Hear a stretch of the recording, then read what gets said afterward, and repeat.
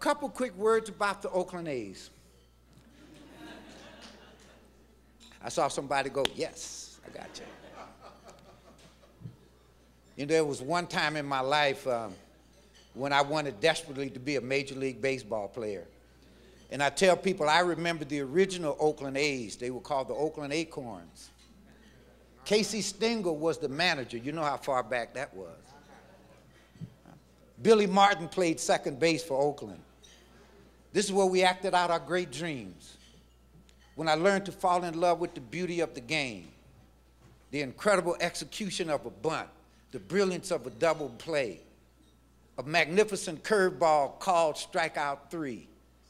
Saw all of that. So I am with you. Baseball is part of the heritage of Oakland. It gives us an opportunity, even in dark moments, to transcend those moments and embrace something else that gives us a sense of spirit and inspiration. So the A's staying in Oakland is important. It's important spiritually. It's important from the standpoint of sports. It's important to inspire young people. It's also a tremendous economic development effort. So, you know, we had been engaged in conversations that appeared to be going nowhere. So I'm a student of this idea that when you're confronted with a no-win scenario, what do? Most people don't know how to answer that question. But I tell you young people, there is an answer. When you're confronted with a no-win scenario, change the scenario.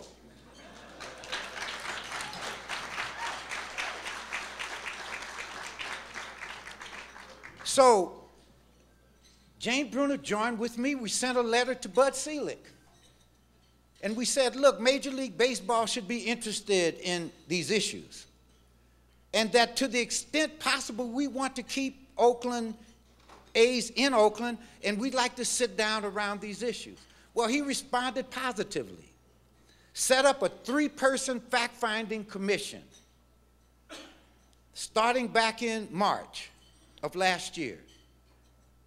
I was given the opportunity of chairing our side of the group, which included members of the city council, members of the business community, and exceptionally wonderful staff inside and outside the city of Oakland.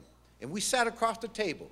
We set a tone of dignity. We set a tone of civility. We said we would not communicate through the press. We would not play gotcha politics, but that we would have an honest conversation, creating an environment that would let us have candor with each other. We did our homework. We put several new options on the table. 2 of them are at the waterfront, where we've already, over the last 10 years, with public and private investment, put $3 billion there. So we were able to say to the fact finders, who in turn hopefully will say to Bud Selig and to Major League Baseball, these folks have already invested in economic development. They're asking you to join in that development going forward. Well, they're supposed to make a report to Bud Selig on the 8th of this month, which is Monday.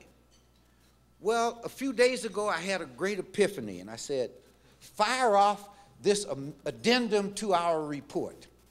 And this was my addendum, and this is my logic. They were looking at 3 cities and to report back to Bud Selig on 3 cities, Oakland, Fremont, and San Jose. I'll give you my thought, and I will risk being wrong. It's the risk of leadership, right?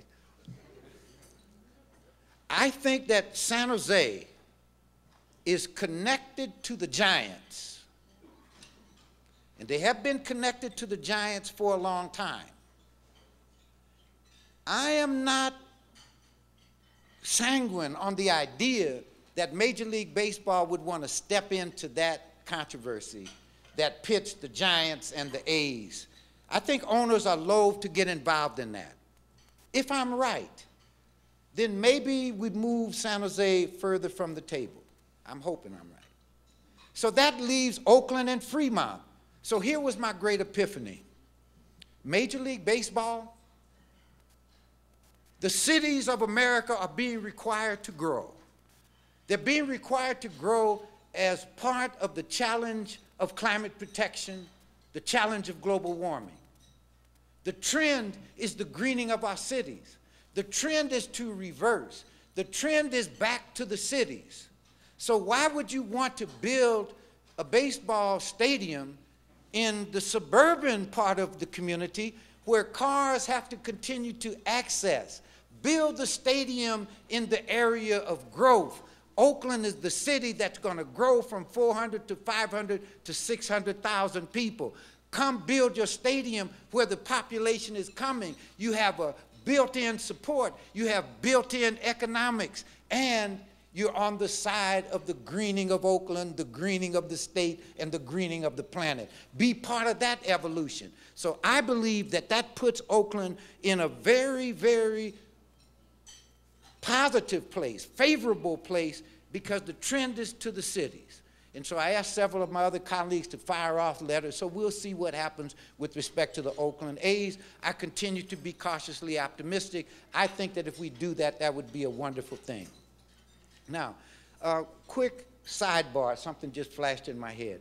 You may or may not know this, but Oakland received a grant from I think MTC for a downtown shuttle.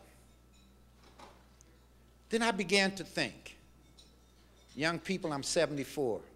You may not know this, but Oakland used to have streetcars. Okay? Now, I found out that the Secretary of Transportation is very positive toward streetcars. And I thought maybe we could go after a planning grant from the U.S. Department of Transportation to work with you in the community to see if it would make sense for us to have, instead of just the shuttle, a trademark. Give Oakland a moniker using modern technology and modern ADA-approved streetcars where people in wheelchairs could just roll on them. You don't need stations. And maybe we could do it in a way that's painted with a retro feel so that we go back and touch the roots of Oakland, but that downtown we have our own signature. That's within the realm of possibility. And so we're there to do that. Now, if we get the stadium, think about the possibilities of branching into that area, branching into other business parts of Oakland off this new modern technology. It give us a signature feel, which I think we need, and I would like that to be part of our legacy going forward. Now,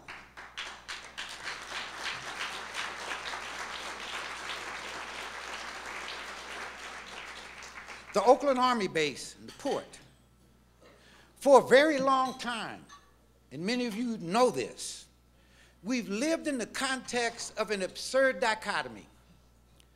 The city of Oakland and the port of Oakland. And my point is, this makes no sense. We're a port city. It should be one city, one vision, one plan going forward. Right? So for the first time, we've really embarked upon that. Omar and I meet regularly. The chair of the board of the Port Commission, we meet regularly. We communicate. We're trying to be on the same page with each other. Our development of the city side of the Army base and the port side of the Army base, we're working to bring simultaneity to that planning process so that we're working on the same page. That when we come out of this in a magnificent way. Let me just give you, for example. As many of you know, Ports America entered into an agreement with the Oakland Port. They put $50 or $60 million on the table. They wrote their own check. Now, with that partnership and these plans, you need to know that Oakland will then become the most modern port in America. Think about that. The most modern port in America and the fastest growing port on the West Coast, Oakland, California. right?